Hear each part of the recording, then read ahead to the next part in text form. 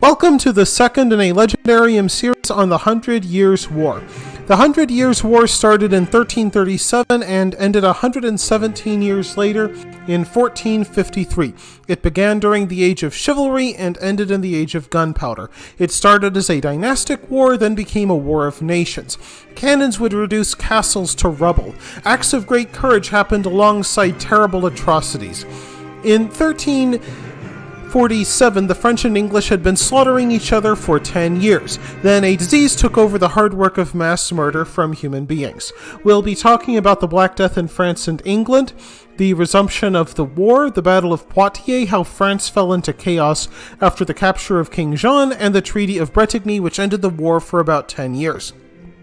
The Black Plague was a rare bacterium from Central Asia carried by caravanners on the new Silk Road to the Black Sea ports, where ships carried it to Italy.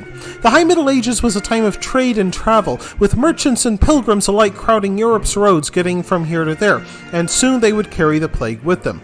First, the Black Death struck in Italy, the merchant capital of Europe, carried in fleas that nested in rats' fur. The fleas bit the rats died from the Black Plague, and then the fleas moved on to humans.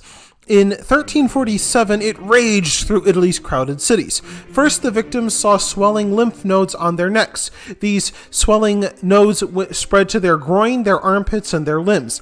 As their health deteriorated, the infection literally caused them to rot away, their skin turning necrotic and rotten. Families, terrified of catching the plague, abandoned dying family members. So many people died there was not enough holy ground to bury everyone, and the living soon buried the dead in huge pits, an unthinkable sacrilege in those days. As more than half a town died off, some of the survivors turned to hedonism, squandering their savings in brandy shops and brothels as they waited for their turn to die. Now, we shouldn't dismiss medieval doctors as mere quacks. They knew how to set broken bones, take out bladder stones, remove eye cataracts with silver needles, and even perform early skin grafts. However, they treated stomach infections by washing the scalp with urine, gout with a plaster of goat dung mixed with honey, and smallpox with prayers to the Virgin Mary. To treat the Black Death, doctors offered bleeding, vinegar, and plasters made of human feces. They did not work. Desperate to avoid the plague themselves and assuming it came from bad air, doctors exchanged their red gowns, furred hoods, and embroidered gloves for black cloaks with bird-like beaks stuffed with salts that would supposedly protect them from the bad air. They did not. Doctors died by the hundreds, as did priests who ministered to the dead and dying. Guesses took the place of knowledge, with people claiming that even thinking of the plague or looking at a plague victim could make you sick. 1 year later, in 1348, the plague spread to France. People already knew about it from merchants and pilgrims. As people began to die, panic set in. In France, the people found a familiar scapegoat, the Jews. Though the Jews had long been the subject of popular and unreasoning hatred, with people believing that they kidnapped and crucified Christians, that they drank the blood of their victims, and that they were in fact monsters who practiced sorcery to appear human. The Jews' houses would be searched, and anything, even an empty bottle, could be used to, quote, prove, unquote, that they had poisoned the wells and caused the plague. Men, women, and children would be burned at the stake. Since Jews were forced to be money lenders by local laws, this was also a way for people to clear their debts. Of course, it did nothing to stop the plague, which killed somewhere between 50 and 60% of France's 16 million people, among them King Philippe IV, who died in 1350. Then the plague came to England, striking down people, 30, 40, sometimes 50% of all villages. Like many Christians in Europe, the English saw the plague as punishment for their sins. In the hope that God would show mercy on them, English pilgrims marched in parties as large as 1,000, going from village to village. The flagellants did not shave, change or wash their clothes, or sleep in beds. They marched barefoot, dressed in hair shirts, and wore peaked caps with crosses on them. Whenever they came to a village, they stripped to the waist and beat their backs into bloody ribbons with leather whips tipped with iron spikes. Now, if I saw this, I think these persons had lost their minds. Yet the people of the plague years saw the flagellants as holy people, greeting them with the ringing of church bells, believed they had healing powers, and even took pieces of cloth, dipped them in flagellant blood, and kept them as holy relics. This did not stop the plague either. Despite the flagellant's most forceful whipping, close to 30 or 40% of England's population died, with some villages being completely depopulated. Even worse, the flagellants in France were often the ones who started the pogroms against the Jews, and in England the flagellants, blaming priests who were corrupt for the plague, even led villagers in stoning them to death. The losses from the Black Death were so terrible that both England and France had to give up fighting for 7 to 8 years. The deaths of so many laborers caused tax revenues to plummet and made it too hard to find healthy recruits for the army. However, by 1355, France had a new king, Jean II, a bold and brave knight who responded to the failure of chivalric knightly charges with more chivalric knightly charges. Indeed, he believed in chivalry so much that he founded a new chivalric order called the Order of the Star, just to show how seriously he took it, and how supremely confident he was that French courage would defeat the English longbow. He was in for a surprise. In 1355, King Jean raised an army of 30,000 to drive the English home. One wonders where he found them. King Edward III and his brother, Jean of Gaunt, arrived to fight him. Meanwhile, King Edward's eldest son, also named Edward, marched from Gascony in southwestern France to draw some of the French army away. With an army of 8,000 English and Gascons, Prince Edward marched towards the Loire River Valley.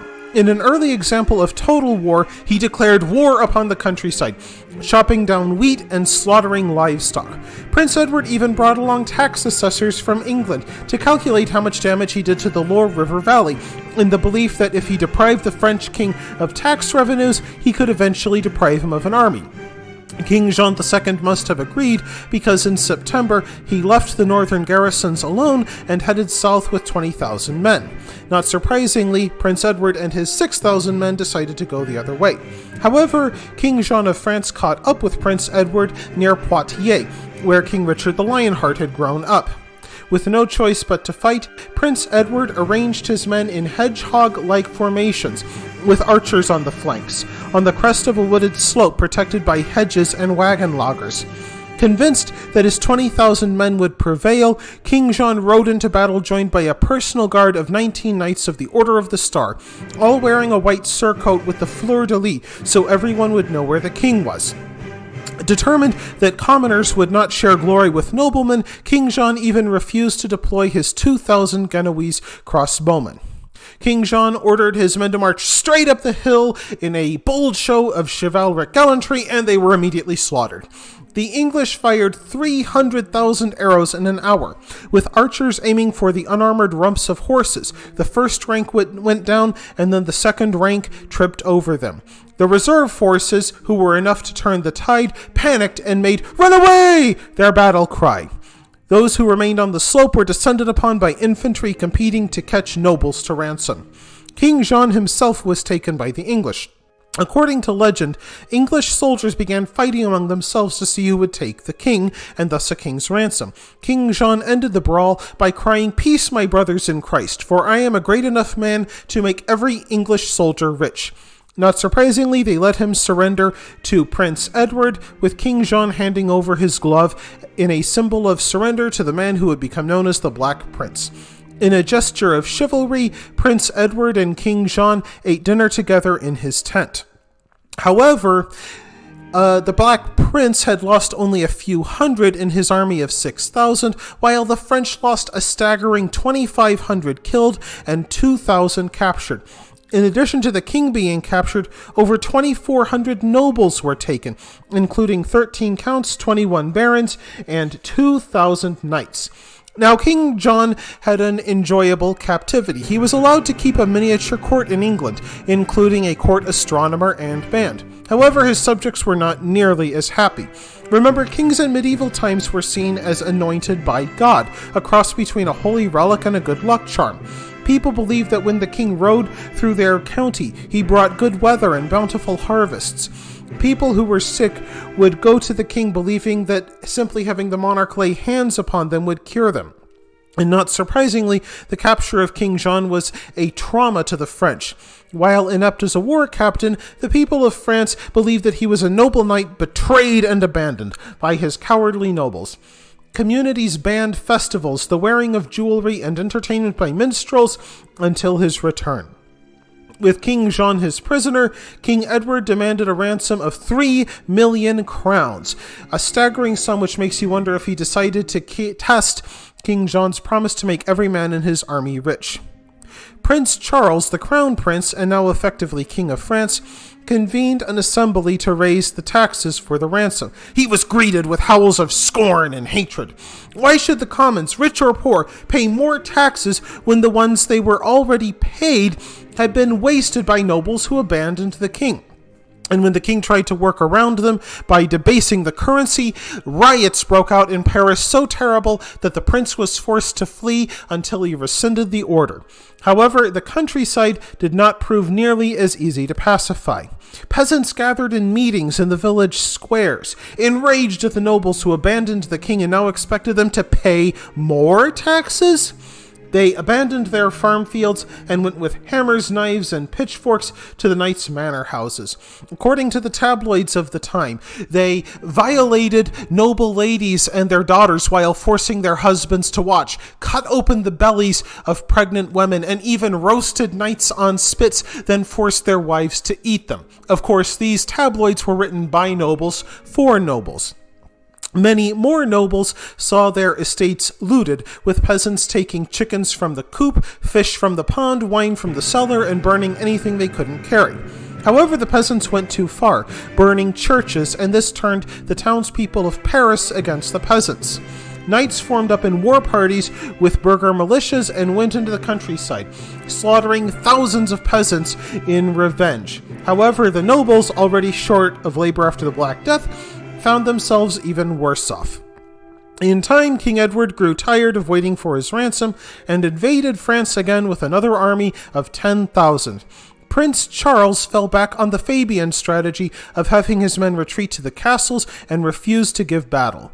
With no armies to fight and money running out, King Edward hurried to Paris. He came within sight of the walls, and as he tried to figure out a way to take them, the temperature suddenly dropped on April 13th, 1630, Easter Monday of that year. Thunder and lightning crashed overhead, killing 2 of Edward's captains. Freezing winds drove men and horses into a panic. Massive hailstones, bigger than a man's fist, came raining down. In just half an hour, 1,000 English soldiers and 6,000 English horses were killed. That was more losses than the English suffered in any other single battle. At the height of the storm, later called Black Monday, King Edward saw the storm as a sign of God's anger and begged God for forgiveness on bended knee. And when the storm stopped, King Edward repented and made peace with King Charles of France.